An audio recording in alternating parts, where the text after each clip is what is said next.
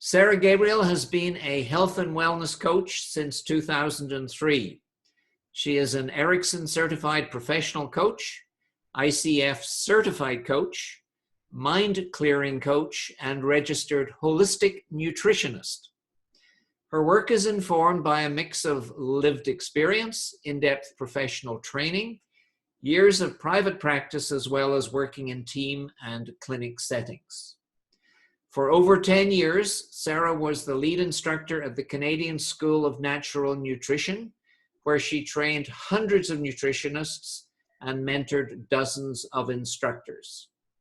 Working with Sara is like having a Sherpa guide you through your busy mind on a precise path to clarity, resolve, and inspired action. My fellow VBN members and most welcome guests, let's give Sara a digital hand clap by virtue of welcoming her to our stage. Sara, all yours, take it away. Thank you, Roger, and well done for everyone else for creating the time and the space to be on this call this evening. So the name of this talk is realizing your full potential by transforming blind spots. And what is really about is getting unstuck, being able to move forward.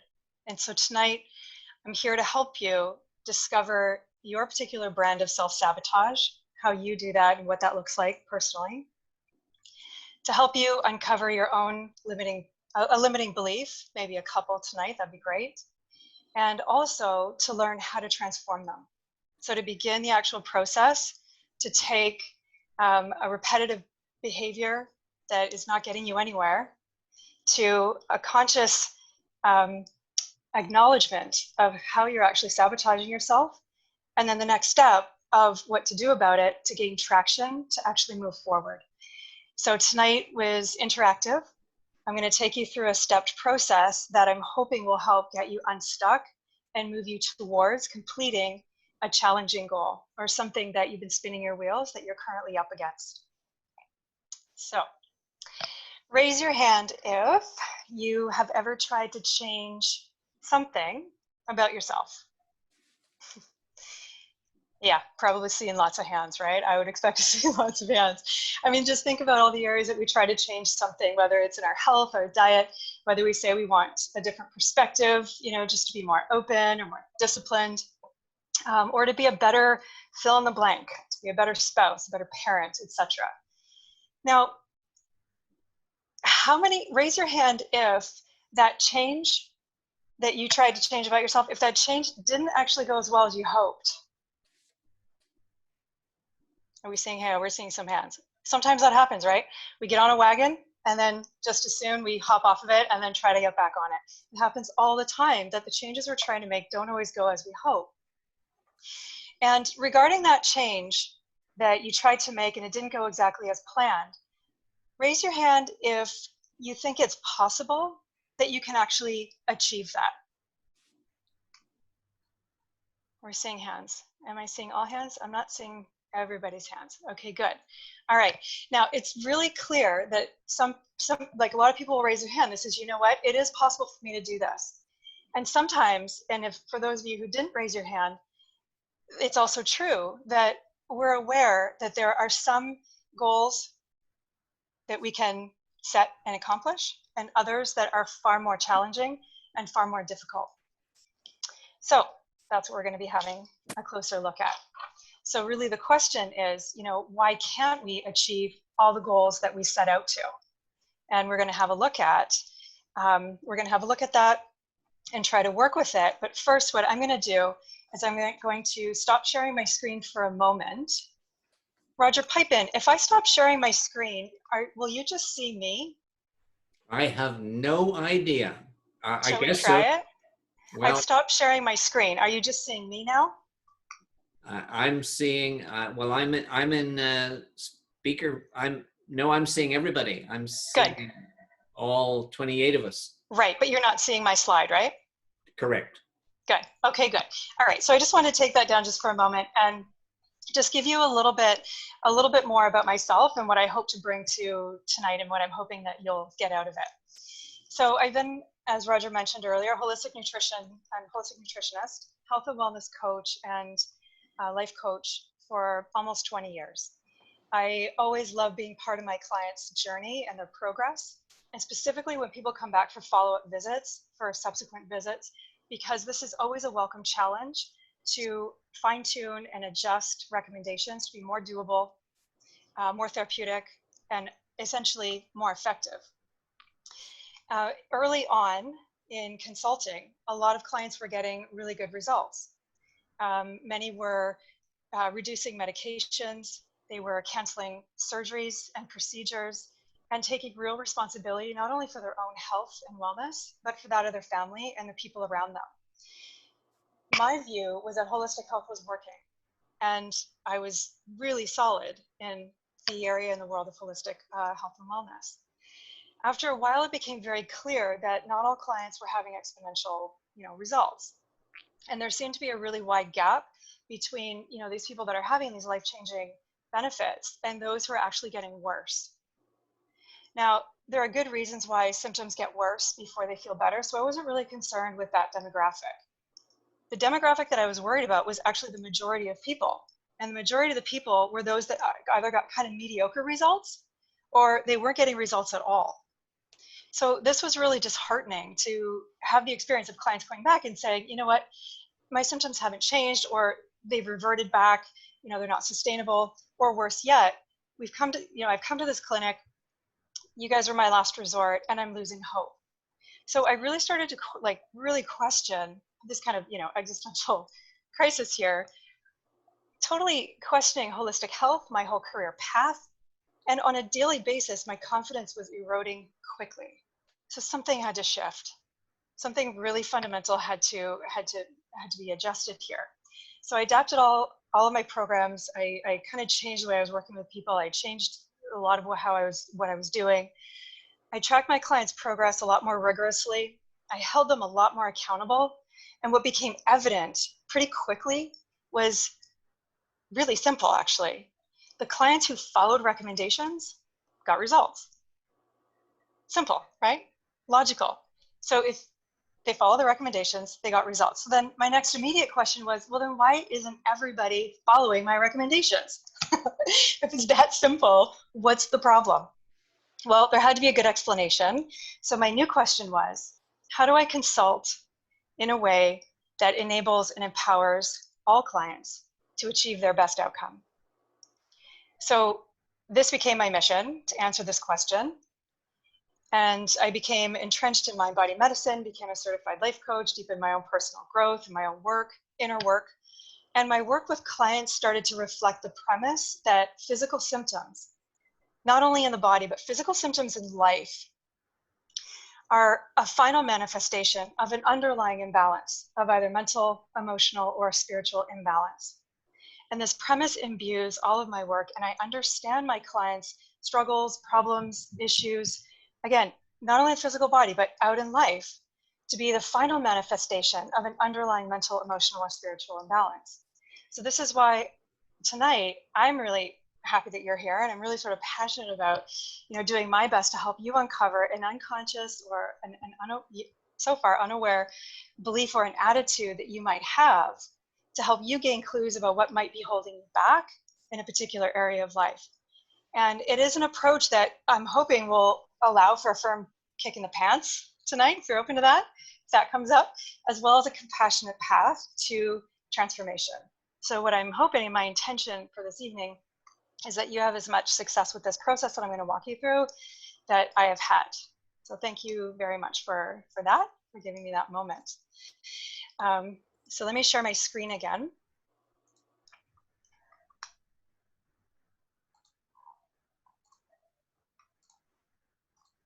Thank you. So we'll get right into the first blind spot. So I mentioned that there were 3 blind spots. The first one is using the same strategy to achieve different types of goals. Now the mistake here is not understanding that there's actually very basically 2 different types of goals. There's the goals you set out to achieve and you did achieve. and the goals you set out to achieve, and you are not able to achieve. Now, y'all raised your hand for both of those questions earlier. We all know what that means. Now, it sounds really basic, but there's really good reasons why, and these reasons are different for everyone. There's really good reasons why you're able to very easily go ahead and execute some things and not other things. So we're going to have a look at that. The second blind spot is about self-sabotage. And at the heart of this is about decisions. So the decisions you make, what you decide to do every day and multiple times a day, or decide not to do every day, either supports you moving forward, keeps you stuck, or quite frankly, just holds you back, right? And we know this. Now, think about how often you've avoided the very thing that's on your to-do list that you know will move you forward. And somehow there's resistance, avoidance, distraction, all of the clever tactics that we use in order to not do that one thing. So the idea here, and maybe an action project, is consider taking a fearless inventory and an honest inventory of how you spend your time in a day. And the point of that is to notice all the clever ways that you are actually self-sabotaging, how you're avoiding, how you're distracting, how you're overscheduling yourself, how you're not prioritizing, making excuses, blaming others, all of that. Okay, are your wheels turning? All right. Now the third blind spot is what I refer to as a belief barrier. And ultimately a belief barrier is something that you believe that is driving your behavior and blocking your success. So an example is, I want to be successful, but I don't want to do the work. Or, I want to be more fit, but I'm not going to change my activity level. Or I want more money, but I overspend, and I'm not willing to change that. So there's these counter intentions, right? There's this something blocking you from actually following through on what it is that you're desiring, what it is that you want. So whenever you have something that you desire, that you want, and it's not happening, it's just not, you're not able to get it going, you're not able to sustain it, then you can bet that there's some kind of an unconscious belief that is sort of working as a barrier to your success. There's a little red flag there. So what I'd like for you to do is, if you can grab a piece of paper, pen, open a Word document or something like that, just somewhere where you can make some notes. Think of different areas of your life and go ahead and list 5 goals that you set out to achieve, and in your estimation, you were successful. You went ahead and you did it. This can be in the area of course, business. And because you're here, you can have loads of goals that you set out to do and that you did them. Work life, considering, goals that you had set and achieved in the areas of education, self-care, and relationships and family. Just go ahead, and it's just kind of like a little, pat on the back here. It's like, hey, there's a lot that I can do. And in fact, there's a lot that you've done. So there's a lot of ability and a lot of results. Now, all of those goals that you've got on that list are probably in a category of what's called a technical challenge. A technical challenge is relatively easy to make. It's pretty simple.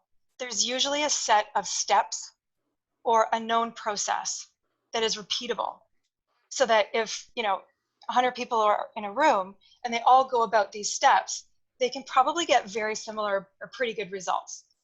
Think about education. If you want to receive your undergrad in university, well, there's clear steps to take. And if you go through those steps, and if you're relatively successful, then you can achieve that goal. The other thing about technical challenges is that you know what to do, that you found out about these steps, or you figured out these steps, and you have an idea about what to do. It's a plan, and you choose to do it. So there's execution. Now, you choose to do it sounds really simple, but this is actually not simple at all, because a lot of the time we choose to do something, but we're not in full consent. We have an idea that we want to, and the choice is actually us trying to force or will ourselves to do something when in fact, we're really not signed up for all of it. So this choosing to do it is really fundamental, specifically because we're all in, and that's the idea. So all of those goals that you had listed that you set out to do and that you did accomplish probably fell under the technical challenge category, particularly if they're relatively easy for you to just kind of do. Okay. Now, the reality, oh, sorry, the last one here is that ultimately with a technical challenge, there's nothing in your way. And that's what I meant by, like, there's you choosing it, you go ahead to doing it. There's no baggage, there's no dramatization, there's no big, struggle with getting it done. You just get on it and get her done, right? So before we go forward, I'll give you an example of, let's say we have a pair of twins. And let's say the twins are middle-aged, they've gone to the doctor who has advised them each to lose 50 pounds in a year. And they both have, very similar health conditions, genetics, all of that is pretty similar. Now, let's say twin A has this idea that it's possible and that they're up for the task. And for them, this goal, this challenge, falls in this category of being a technical challenge. What twin A will do is find the steps. They'll figure out, okay, if I want to lose weight, the steps are pretty simple, technically. Eat less, exercise more. Now, we know there's more to it, but let's, for the sake of simplicity here, right? Eat less, exercise more. So person A will go ahead and hire or gather in all the support that they need in order to do that. So they know that if they're going to make this happen, maybe they're going to need to hire a trainer, personal trainer, maybe they're going to need to hire a nutritionist, maybe they're going to need to enlist a neighbor or a friend or a buddy for accountability and for support and someone to do activities with, etc. In any case, they're going to figure out technically what they need to do it. They're not going to have the mental baggage around it, and they're going to get on with it. And their likelihood of success is going to be great. Let's say twin B has a whole different experience. And twin B is thinking, wow, this is going to be hard. In fact, too hard. And, this is actually going to just be too overwhelming. And it's going to be too uncomfortable. And it's going to demand too much from me. Maybe, let's say, there's this belief that twin B has that the excess weight is part of their personality. And I don't know, let's say everybody loves, Big Joe, right? So then who's going to love Medium Joe? So sometimes our identity can be tied up in how we are. And so that's part of, I'm just calling it baggage, but that's just part of the mind stuff that might be involved, knowingly or unknowingly. So for person B, there's a lot more going on than just a relatively easy to make set of changes. So the question then is, how can twin B be successful and sustainable in his weight loss goal? How can he actually do this? And what it's going to require is not a technical list of tasks, but instead what is considered an adaptive challenge, where an adaptation, an actual shift, a fundamental shift has to happen in order for things to move forward. With an adaptive change, it involves our inner world versus just going out into the world and executing. Our inner world includes our beliefs, but also our feelings, our heart, our assumptions, all of our assumptions about ourselves, about others, about life. It involves all of what's going on within our inner landscape, I'll call it. Also, an adaptive challenge requires sort of our inner operating system. And this is uncovering our underlying, usually unconscious beliefs, ideas, attitudes, states, patterning, etc. So an adaptive challenge is a lot more of an inward journey than, of course, a technical challenge, which tends to be a little bit more external. Now, we know we're up against an adaptive challenge if your challenge, your goal, your objective, the thing that you want to get done is a real desire for you, and yet you are procrastinating. You're not willing or able at this time to confront it or to face it. You know you're dealing with an adaptive challenge if what you want is not happening because, again, you're either procrastinating, you're avoiding, you're spinning your wheels, or you're in overwhelm, or this kind of analysis paralysis. Okay, there's an inability for clarity. So this is really important because, again, coming back to the first myth or the first blind spot is trying to achieve different types of goals with the same strategy. So if we can say, okay, there's actually technical types of challenges or goals, and then there's adaptive challenges or goals, and we can say, oh, if I'm spinning my wheels here, I can't just like keep forcing and keep willing something to happen, because that's not going to work. It just isn't going to work. What I need to do is go inward. All right, so why bother? Is anybody exhausted even thinking about doing the inner work? Like, it's a serious question. Like, is anybody thinking, oh my God, really? Can I not just go out and do A, B, and C and get it done? It can be exhausting. So really, okay, I'm going to make a case for it. First reason is, if you don't, because there's two different types of goals in this model here, you really just have a 50-50 chance of achieving or being successful. So if we want to up those numbers, if we want to up that, what's the word here? If you want to up that, thank you, then it's worth it. Also, you can be guaranteed to hit barriers. If you're up and against an adaptive challenge where there's an internal shift that needs to happen, where life is really asking you to come forward, and you keep trying to force it in the outside world, it's not going to work. You're going to keep hitting barriers. The other thing is, it sets you up for failure. And what happens when we go into this hitting barriers and setting ourselves up for failure, what happens a lot of times, we start blaming ourselves. Why can't I do this? I should be able to do this. Other people are doing it. What's wrong with me? Well, there's nothing wrong with the individual. There's something wrong with the process. And that's what we're going to work through a little bit in the rest of tonight. So just as a little bit of a review, a supportive mindset gets it done, right? Now, in terms of mindset, I just want to mention that a lot of people are familiar with the term mindset, and it's kind of like, okay, mindset, I get it, I know it's important, whatever. But it's important not to gloss over mindset, because our mindset is ultimately, what we believe and how we view the world, and it's what drives our actions and behaviors. And a lot of people know about mindset, but very few people actually know how to change their mindset, and even fewer people do the inner work for that change and for that shift to actually happen. So it's important that if we know that mindset makes a difference, that we actually, take action and take steps to really start shifting the mindset. Struggling to start, finish, or maintain something, you know that you're probably dealing with an adaptive challenge, not a technical challenge. And it requires us to face our inner landscape in order to really grow our business. Okay. So if you haven't already, go ahead and grab your pen and paper, or open a Word document, somewhere where you can make notes.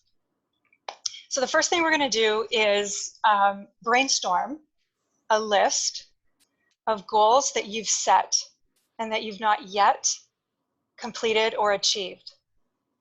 And these are goals, these are desires. This is something that you actually really want, that it is important to you to have completed, to go through, to achieve, etc. So brainstorm and just make a running list of all of these goals, desires, things that you want for yourself, for your business, for your life, that you're struggling to get moving, that you're in overwhelm about, that you're procrastinating, that you feel like you can't confront.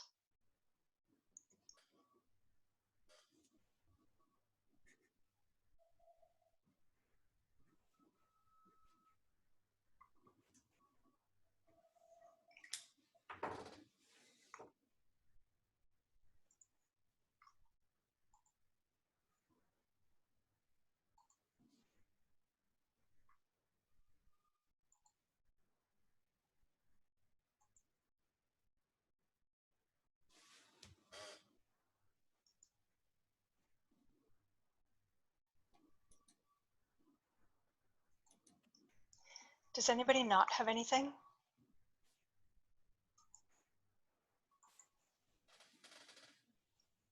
Okay. Okay, good. Having a look at that list, what one big item on your list would clearly add more value and be more helpful or supportive to you right now? Which of those stands out to you? Just put a little notation next to it.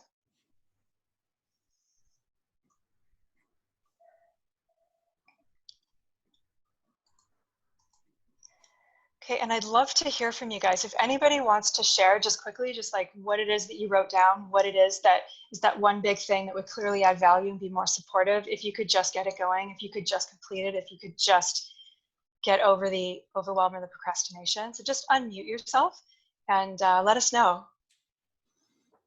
Well, it'll come as no surprise that mine is to get back on track with a weight loss goal. It's really a holistic health goal, but the metric that's really easy to measure is weight. Thank you.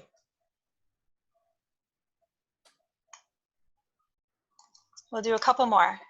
Somebody else pipe in. Kim. Oh, Roger, can you unmute? Unmute everybody? Yeah, just unmute everybody for now, and then Kim can pipe in. How do I do that? Um,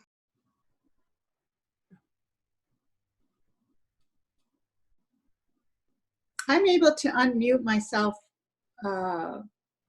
which I think the others were not able to do earlier, but I'm able to do it.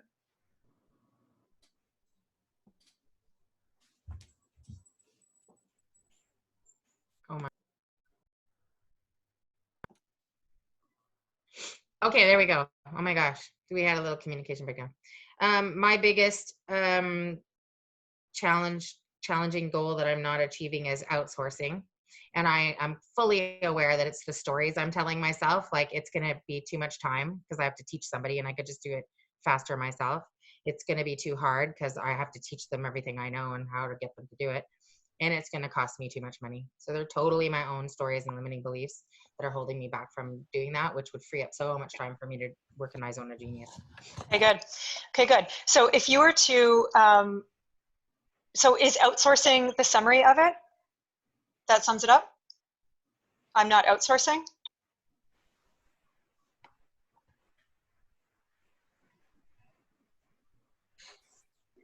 I think we're having a problem with.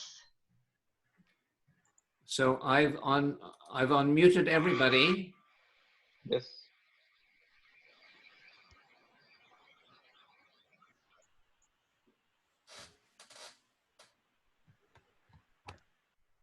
Okay, Kim, go ahead. That was it. I just So is outsourcing. I'm not outsourcing? yeah, I'm struggling with that, and I'm aware that it's my own shit that's stopping me from doing it. So Yeah, awesome. I know it's internal. It's 100% internal. Yep, I get it. And a lot of us, that I'm telling myself. Yeah, good, good. Okay, good. Anybody want to pipe in quickly? Yes. Thank you. I actually had before similar setup of my goal. So my goal is big goal, organize successful international management consulting company for 5 years. So, and improvement was before to upgrade my education. So I just completed this step and I just complete Master Global Management program. And now I'm going to next steps. Thank you very much. Okay. And now I'm trying to go to next step. And I didn't find any challenges, but I have a question. And I think we will have opportunity to ask later, right? Absolutely. Yeah. Yeah. Thank you. Okay, good. So Vitaly, do you have an improvement goal that you're struggling with? Yes. Before I didn't have, I didn't know a single English sentence 2.5 years ago. Yeah. And when I decided to build international business, I figured out that I have to learn English language. Yeah. And that was very tough. And I thought that is too hard, as you explained. Mm-hmm. But I love challenges, and I understood that comfort zone is our enemy. Okay, Because I got it. that time I was very comfortable. Yeah. Very good. Thank you so much for sharing that. And honestly, you're a perfect example of somebody who thrives in technical challenges, right? It's like there's a set of challenges, like if it's about getting a degree, learning a new language, I'm up for it. I'm going to do the steps and I'm going to get it done. So that is an exact perfect example of technical challenges. So that's great. Okay, good. So for the sake of time, let's move forward with whatever it was that you wrote down as your goal. Be sure that it's stated in the affirmative. So it's stated in the positive. It's what you want versus what you don't want. Okay. And if any of you have a question about that, just raise your hand and then I can help address that. So just go ahead and make sure it's stated in the affirmative, in the positive versus what you want versus what you don't want. Okay.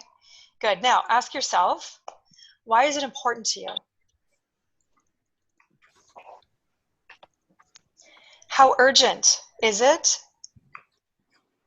that it gets completed?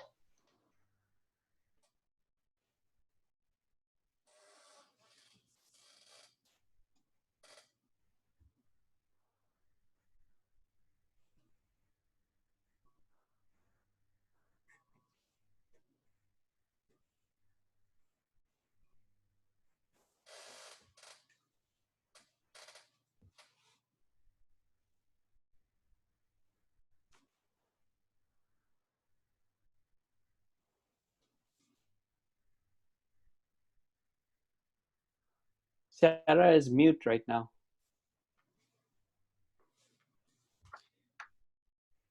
Sarah, do you want me to unmute?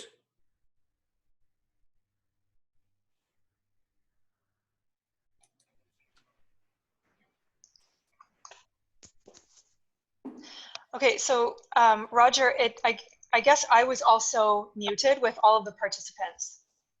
Okay. But I'm not seeing that on my end. So what do you want me to do? Mute all or unmute all? Mute all, please. Except me.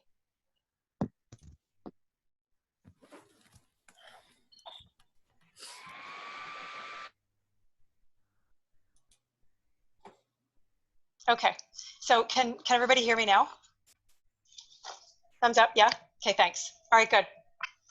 Okay, so have a look at your improvement goal. Have a look at what you wrote down, what you chose is the one big thing that would clearly add more value and be more helpful or supportive to you, and ask yourself, why is it important to you that it gets fulfilled?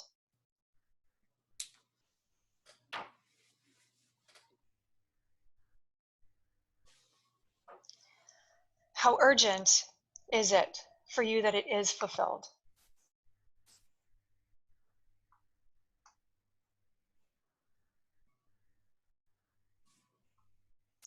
Who else is involved or impacted?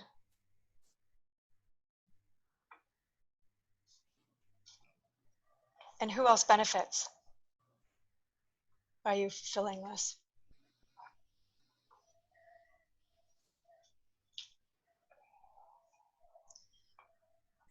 Okay. So the idea here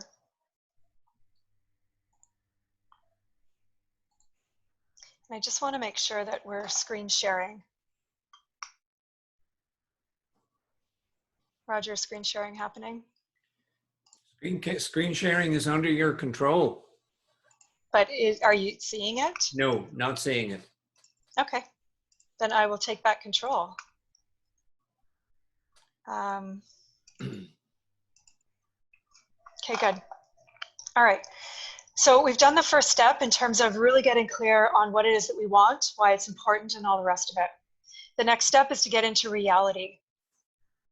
And what this is taking a fearless inventory of what you're doing and what you're not doing every day.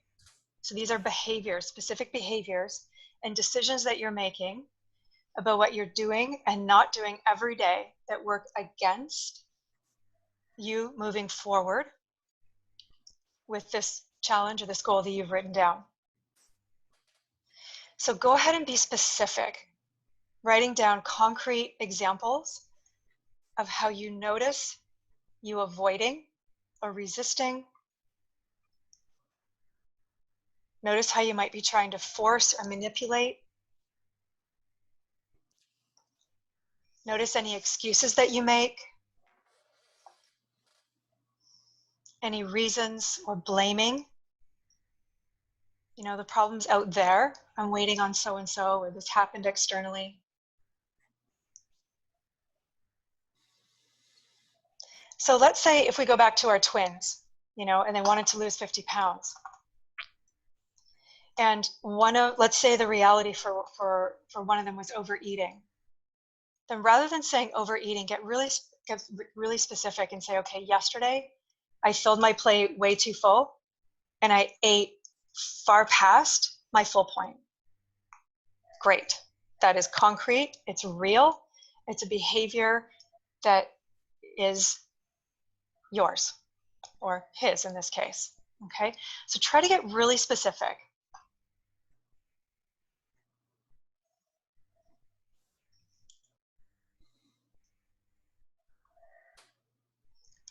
Rather than saying, well, I just avoid doing it. Get specific, and you might say, well, you know, I overschedule myself so that I'm too busy to get to it.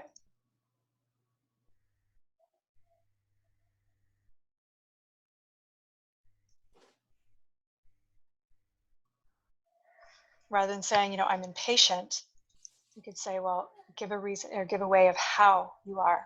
What is it that you're doing? What is your reality? And this is going to be really unique to everyone. And this is an awareness practice to help you get in reality with you and all of your clever ways of trying to dodge what's really important to you. And this will be radically different for different people.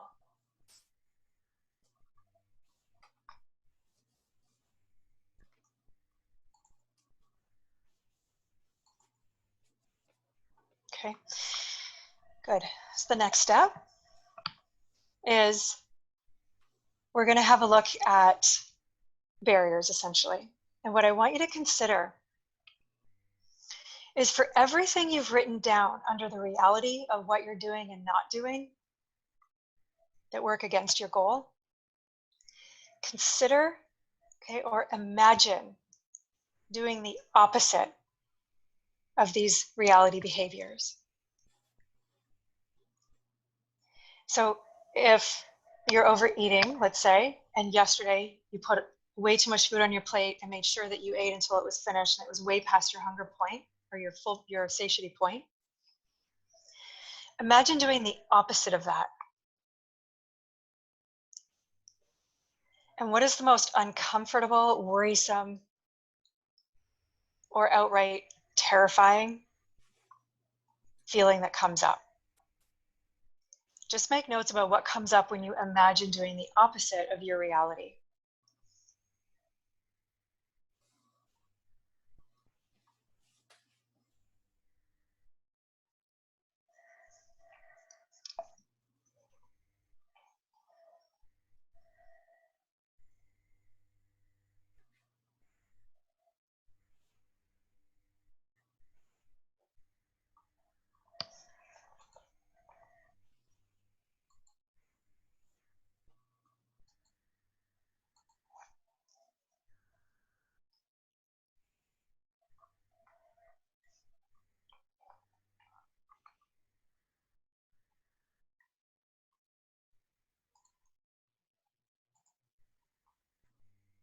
Okay, good. Now, I wish I could hear some of this, but I don't want to risk the audio trip-ups we've been having. So go ahead and if you're wanting to share, I'd love to. Shall I unmute all? Sure. Done. Thank you. Does anybody want to share what comes up when you imagine doing the opposite of your reality? I know, it's vulnerable stuff. For me, I would deny myself the momentary pleasure of that Kit Kat or that packet of nuts or that extra helping of potato. Yep, good. I'd say disappointing myself would be very frustrating, and you know, you wouldn't want to carry on. Thank you. Good. Good. What else? What other uncomfortable, worrisome, outright terrifying feelings come up when you consider doing the opposite of all of your avoiding behaviors?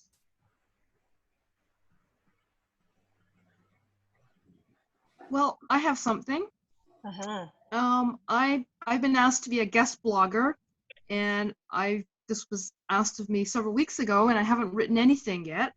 And it brings up feelings of hard to focus, hard to concentrate, being a perfectionist, scared it just won't turn out, it will be awful, I won't get the right number of words, and I also wonder if it's worth my time and energy. Yeah. Thank you. And I'm the same. Sorry, I'm the same or very similar to Donna. I just feel like if I put all this effort into it, in my case, it's cleaning my extremely messy office so that I can be productive and create the program, the presentation I want.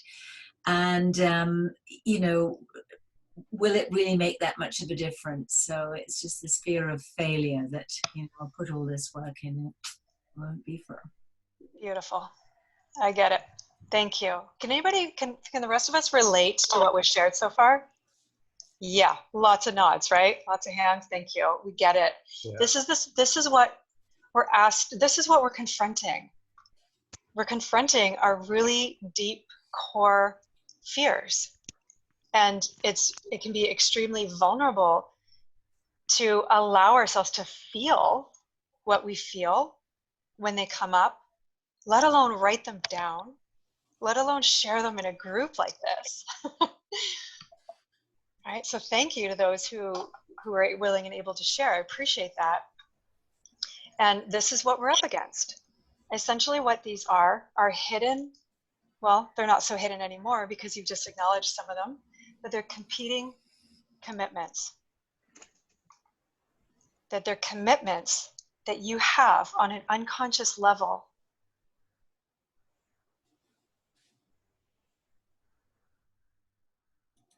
to protect against,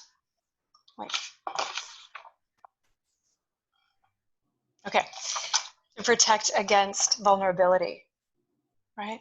So these competing commitments are protective measures that our unconscious mind uses in order to keep us safe. How wonderful, right? We've got a plan B. So the next step, okay, now that we've kind of have some idea about what it might be like, the terror or the confront of actually doing the opposite of how we're trying to avoid, is identifying our big assumptions. So the first thing we'll do is fill in this sentence. Actually, you know what? Sorry, I'm going to go back a little bit. I think we need to flesh this out a little bit more. So having a look at everything you wrote down under the barriers, all of what came up that was uncomfortable, worrisome, and outright scary. Everything that you're having a hard time facing or confronting. Having a look at those, choose one or two or three, or if there's a thread between them, summarize what your unconscious mind or what your protective self is committed to. So in Lynn's example, it might be, well, I'm committed to not being fearful or not being afraid. It might be I'm committed to not failing and facing that vulnerability, etc.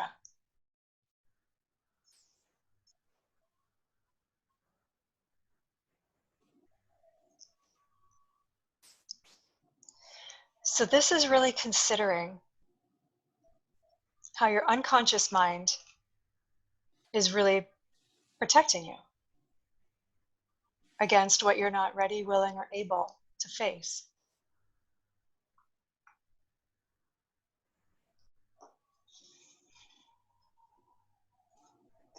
Okay.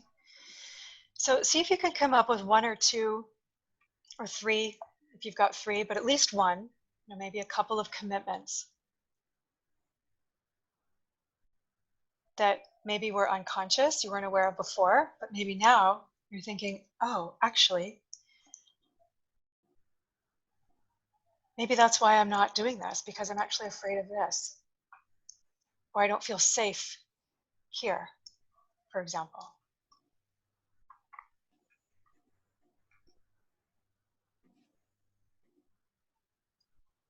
Okay, and when you have the commitments, it'll be easier to plug it into this sentence.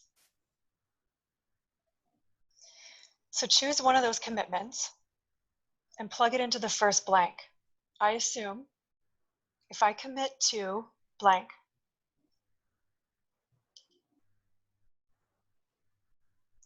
I will not be able to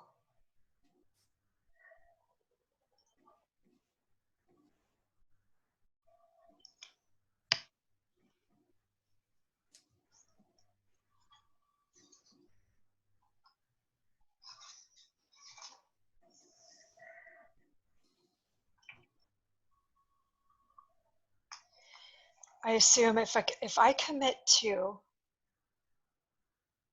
I will not be able to.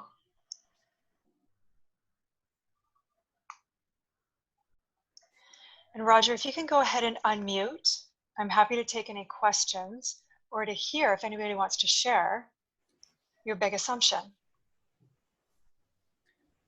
I've just unmuted. Thank you.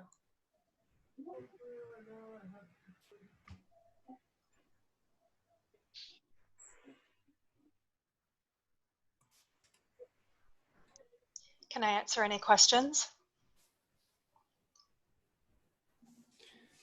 So if I follow this through with weight loss, I assume if I commit to losing weight, I will not be able to indulge myself. Yeah. Is that what you have in mind? Yes. So let's work with that a little bit. So read the first part. I assume if I commit to losing 30 pounds, okay, I will not be able to indulge myself. Good. On a scale of 1 to 10, where 1 is not true at all, 10 is absolutely true in your estimation, how true is that statement? 10. So it's absolutely true? Absolutely. Okay. So what I'm hearing you say is that you feel that the only way that you can indulge yourself is if you don't change your eating patterns or your eating behavior. Did I get that? Well, that's one way, and particularly in this coronavirus environment, it's a big one. Yeah, absolutely. Okay, good. So this happens sometimes where we say, you know what, it is absolutely true. Anybody else have a 10 for that where you're like, no, it's pretty true? Am I seeing another hand? Okay. Did anybody read their statement and feel like, oh, actually, that's not really all that true? Does anybody have that experience? Yeah. Yeah? Okay, good. So if you feel that it's absolutely true, then we have to deconstruct this a little bit and define indulge and indulge myself. And from here, you have a particular definition of what that means, right? So indulging yourself in this context means something specific to you. It So means the next, just exercising no restraint, just opening that fridge door whenever I feel like it and eating something that's in there. Good. All right, good. So in working with this a little bit more, what we would do is have a look at the definition of indulge. And actually, even to satisfy your current definition of indulge, of opening the fridge just whenever, whatever, at free will with no problem at all, is to be able to unpack that a little bit and go back to the barrier section. Imagine what would happen if you weren't doing that. What is the most uncomfortable, worrisome, outright terrifying feeling that comes up if you weren't able to just open the fridge and have whatever you wanted whenever without an issue? And that's the piece we want to work with, right? So we'd want to deconstruct that a little bit more and say, okay, well, what am I faced with here? What is the problem of not being able to just go to the fridge anytime I want? What does that bring up?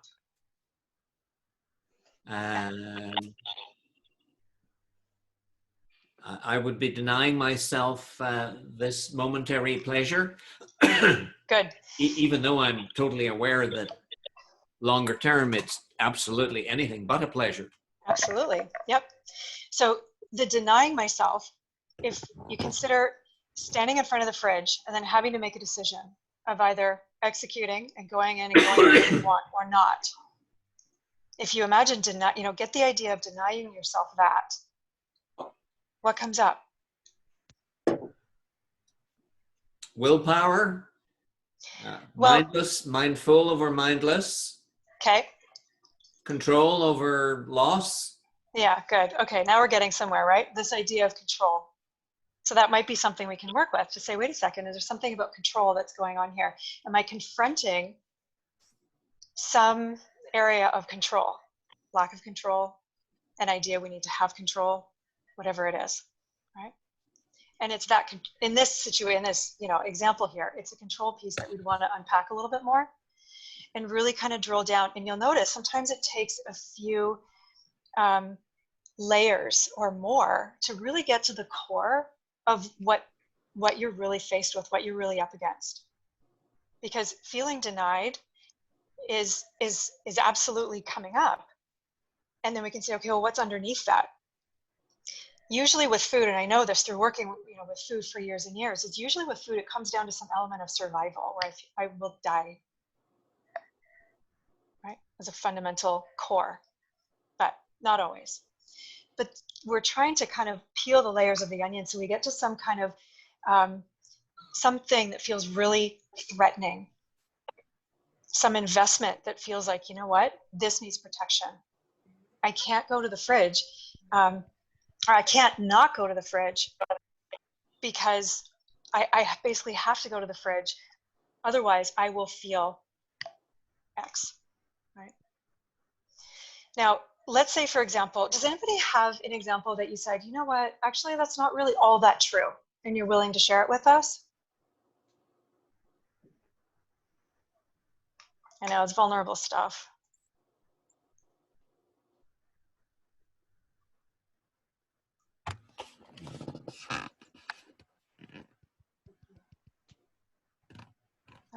Do I see a hand? Okay. Okay, good. So let's say, for example, we take the twins that I was giving in previously. Let's say twin B goes through this. And if let's say we back it up a little bit and we go back here into the reality. And the behaviors might have included, let's say, the overeating. And yesterday I put a lot on my plate and ate until way past the satiety point. Then you can say, okay, imagine not putting a lot on your plate. Imagine eating to the point of satiety and not overeating. What is the most uncomfortable, worrisome, outright terrifying feeling that comes up? Any guesses as to what might come up? What might this person say? And you can just pipe in if you want.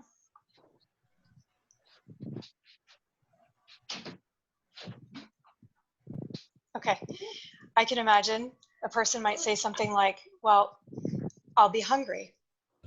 I don't like the discomfort of feeling hungry. Or I don't feel satisfied and I want to feel satisfied in life. Food is a way that I feel satisfied, and this helps me do it. So even just taking those two examples, well, I don't like the feeling of feeling hungry. It's like, okay, so what they're not willing to face is the discomfort, some level of discomfort of feeling hungry. So in here, in terms of the barrier, if they imagine doing the opposite, they don't want to feel hungry. And if the person's assuming that if I commit to not being hungry, right? If I commit to not being hungry, I will not be able to achieve my goal. So if somebody says, if I said to you, I'm assuming that if I commit to never being hungry, then I can't lose. Yeah, Sarah, that's true. Basically, in order to lose weight, you have to be hungry.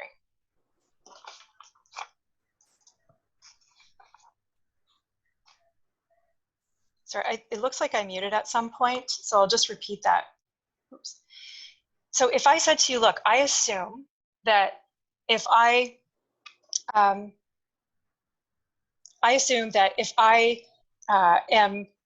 hungry, then I can't lose weight. Or if I commit to not overeating, then I won't be able to lose weight. Oh my God, I think I just lost it. You guys, I'm sorry, I'm totally losing the plot. I'm getting thrown off a little bit with all of the, I'm actually a little bit distracted with all the mutes and whatnot. So bear with me here. I'm gonna back it up because getting this piece is really fundamental, but this is the part, this barrier part, where actually things usually break down. And they break down because they're unconscious. And a lot of times what happens is we're just not ready to face it. And what is usually required is a little bit more safety and support from somebody who is skilled to kind of walk you through these steps with a little bit more detail in order to uncover your specific barriers so that the unconscious mind is a little bit more or less vulnerable, and that this stuff can arise in your awareness a lot more easy. Okay, so let's say, for example, you're imagining doing the opposite of your reality. Okay, let's say somebody is well, Roger, we'll stay with your example. Okay, so can you read us your the assumption? Okay, your assumption. I assume if I commit to losing 30 pounds, I will not be able to indulge myself. Right. So how many of you would say, yes, that's absolutely true, that if he wants to lose 30 pounds, there's no way he can indulge himself? 10 out of 10, it's absolutely true. Is anybody saying, yes, that's absolutely true? No. Is anybody saying, you know what, maybe we can break that down a little bit. Maybe it's not a 10. Maybe it's like partly true, sort of true. Anybody in that range? Can we see a show of hands so we can just, yeah, sort of true. We got some sort of true.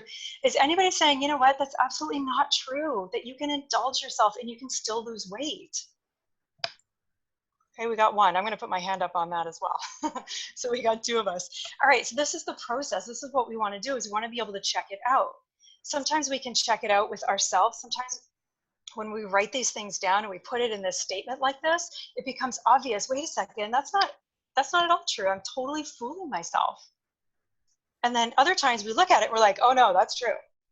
Like that's true, like capital T true. There's no way that that's not true. I'm stuck. And when we say, yes, that's absolutely true, that's when we know we need to outsource this.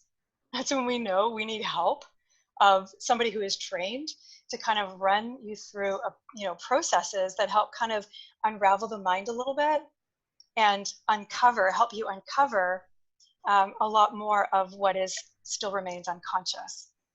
Okay. All right. So are there any questions or comments that I might be able to address at this point?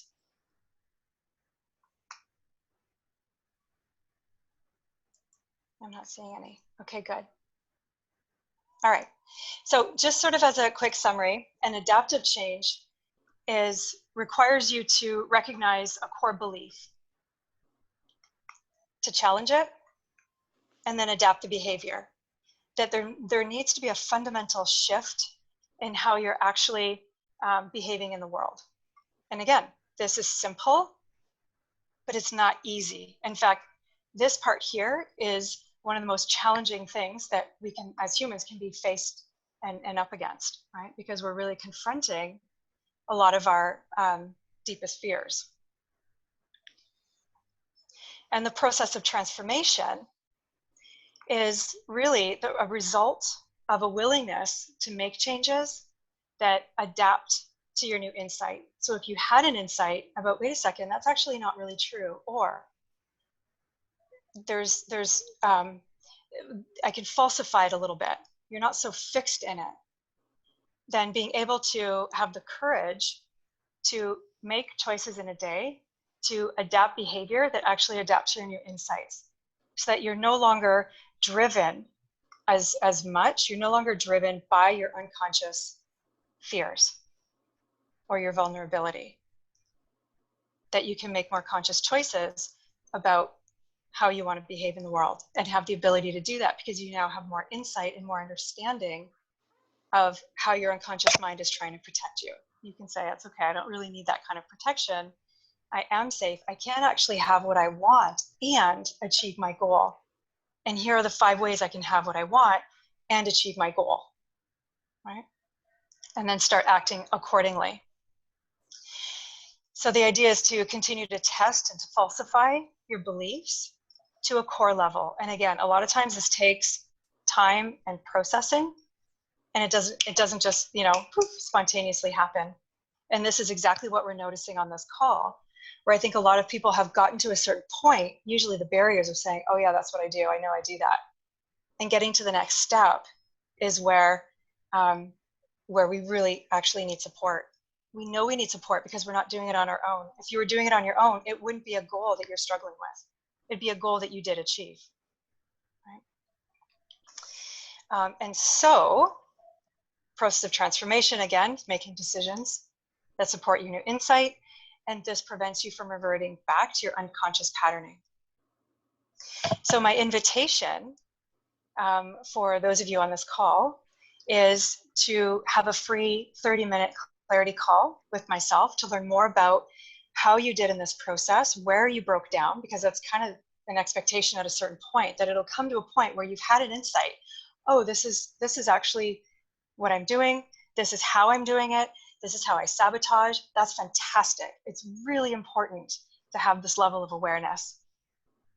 So if you are onto something here and you want to explore it a little bit more, then we can learn about that, how I might be able to support you, and I can recommend a way forward. And this is how you can contact me. I'm happy to take questions. If anybody has any questions or comments